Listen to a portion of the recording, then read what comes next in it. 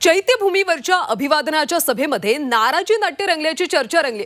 चैत्यभूमीवरच्या अभिवादन सभेमध्ये राजशिष्टाचारानुसार भाषण नाकारल्यानं दोन्ही उपमुख्यमंत्री नाराज असल्याची चर्चा आहे। राजभवनाकडून देण्यात आलेल्या वेळापत्रकानुसार मुख्यमंत्री, दोन्ही उपमुख्यमंत्री आणि त्यानंतर राज्यपाल भाषण करणार होते। मात्र कार्यक्रमाला उशीर झाल्यानं त्यात ऐनवेळी बदल करण्यात आला आणि मुख्यमंत्र्यांच्या नंतर थेट राज्यपालांचं भाषण झालं।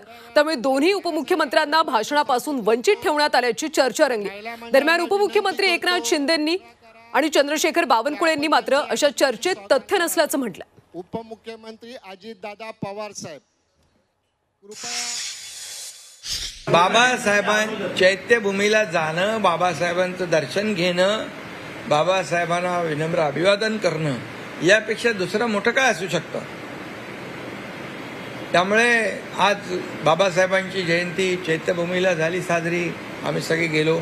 आता इथं तुमच्या समोर झाली, इथं वेगवेगळ्या ठिकाणी हजारो लाखो ठिकाणी या ठिकाणी बाबासाहेबांची जयंती साजरी होते। त्याच्यात सगळ्यात आनंद